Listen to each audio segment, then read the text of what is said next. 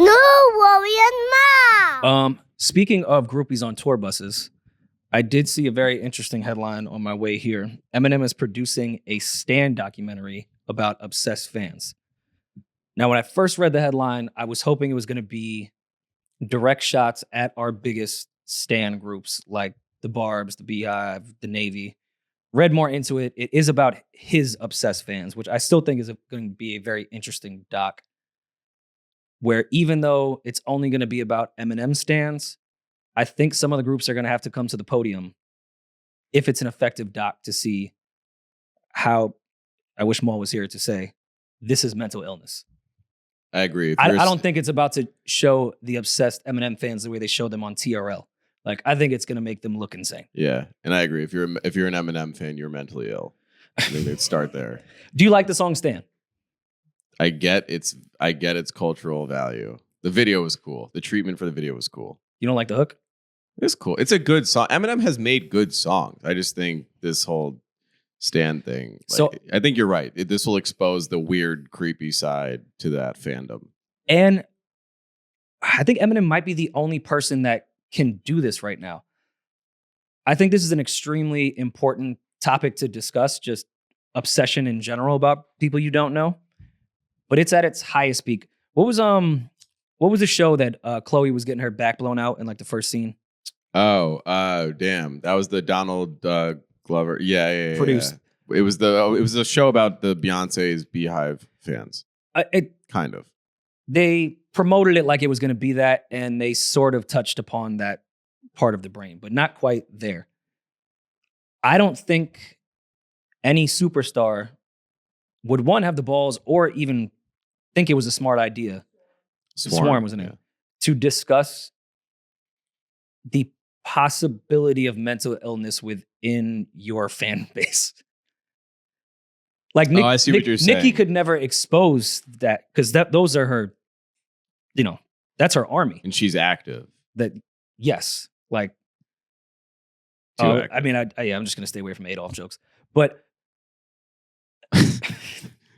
a leader is not going to expose his troops in any type of weakness. He's going to utilize them and continue to manipulate them to get to the end goal. Yeah.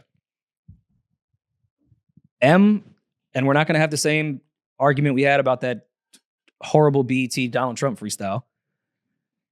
But my point in making that was that I respected that he made that decision, even though the freestyle sucked. I respect this decision as well. I think this is an extremely important topic that needs to be talked about. And I think M is the only one that could do it. He's cool. If he loses fans, he's fine. And what other artist would do that? Beyonce's not going to talk about the Beehive unless it's in the most positive light ever. And she knows a lot of them probably have a weird obsess. Yeah, I think to your point, it plays better for legacy acts.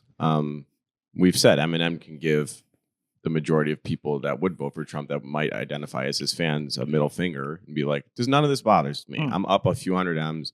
Pick a side. I don't care. Coffee pot. But like, I think it's awfully hot, actually. Yeah. I think this would be cool. Like, I think you're right. I would like this. I think this could be a moment for fans to kind of look themselves in the mirror and check their fandom and loyalty. I would hope, but more often than not, if you're this kind of fan, you're kind of out of the loop. Now, here's what sucks that it's Eminem. We're going to watch it. All Eminem fans are going to watch it. It's going to do great. It's going to have crazy numbers. What is the GOAT? The people I think need to watch it, or the conversation that needs to be had on social media, like, how we do watch parties for the Grammys and the timeline's amazing. Even with certain TV shows and certain documentaries. The people on the timeline that need to watch this and react and come to the podium are not going to see it because it's going to be an Eminem documentary. Like, even if Nicki did something like this, all the fans that hate Nicki would still watch it to then just debate and hate each other. Yeah. Eminem fans, it's Eminem fans and then no one else.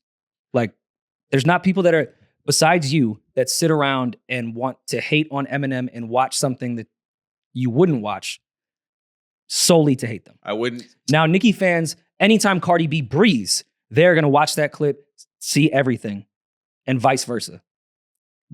Rihanna Navy, even with Beyonce versus a Taylor Swiftie group.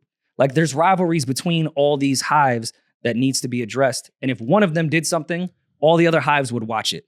Eminem's hive just minds their business over here and no one even gives a fuck. I'm not gonna watch this out of hate. I'm gonna watch it out of curiosity for the marketing and how this became a thing. Nothing about this is gonna change my opinion on Eminem or his music. Probably make it worse. Or his fans for that matter. I'm more curious about how the stand became a thing and what mobilized. I think it was at the perfect time of the dawn of the internet. We're seeing TRL, like the groupthink dynamic came into play here, like with the whole white shirt and dyed blonde hair. Like there was so much really smart marketing because so many just average looking Midwest white boys look like him. Yeah. And you could all identify and see yourself in this person. And I think they did a really good job of capitalizing on that in his marketing and his music, etc. And I'm curious, I hope they kind of peel that curtain back and show how intentional this was. I'm sure they will. And M has spoken about that type of stuff in white America. So I know he's not scared to address like, hey, a lot of my success and Weird Fans is based off the marketing of being a white blonde kid from the Midwest. I guess my point more is if hypothetically Nicki did something like this and exposed some of the Barbz for probably having a weird obsession that needs to be studied a bit just for humanity. Yeah. All of the Cardi B the Barty gang would all watch it so they could clown how mentally ill the Barbz are. And I think we need that moment for Barty gang to look in the mirror at the same time. Yeah, it's because they're going to watch it and they would clown all the Barbz. But then the Barbz can turn around and say, you're just as mentally ill. Like they just broke down how stans are legitimately need to be studied. Yeah. This is an obsession and a weird mental illness that we need to fix. No one's going to look in the mirror. That's the only thing I'm saying. So how do you think Barbz are not going to watch it and be like, oh man. Well, with that being said, do you think that what conversations do you think will come of this show? Like what will people change? Will anything important come of it? Or is this just like a moment passed in time? More of a history lesson? Again, kind of back to my point of M and his fan base. I think it'll be like his recent albums where it'll do a lot of numbers, but it won't spark any conversation outside of the Eminem fan base. I think there'll be some write-ups, and of course it's press, like it's Eminem. Yeah. I just don't know if it will reach where it needs to reach. And that's the internet stan community for real. That needs to maybe look at themselves in the mirror after watching that doc and say, am I stan from that video? And then I'd love to see the debate on why the stans don't think they're stans. There's always that angle. Like, why don't you think you're a stan? Everyone. And I've seen some people that aren't fully off the fucking rocker that are like, well, I'm obsessed. This person makes me feel better. I strive to be like them. I like them based off these positive qualities.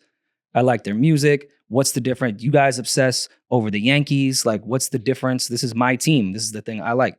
And I can see some sense in that on a surface level. But we all know that's not really what, like, they're making fake pages and leaking addresses and trying to get people harmed. Like, that's who I want to come to the podium and say, okay, maybe I am fucked up. You can stand in a positive way, though. I think that there's standing that, like, I feel like most things, we look for the negative as the headline.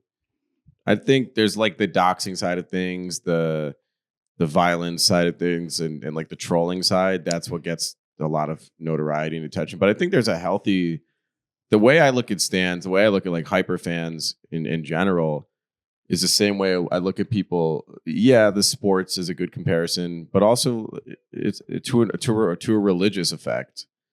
Sure. You're looking to someone to lead you and for something to believe in that to you, it's bigger than you, and you're contributing to a community, the rest of the stans and fans or whoever.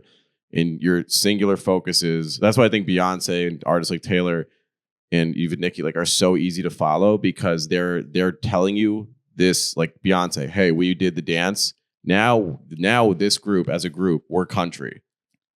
Now you have to be, we're moving. and you can identify. So now what? They're going to get the boots.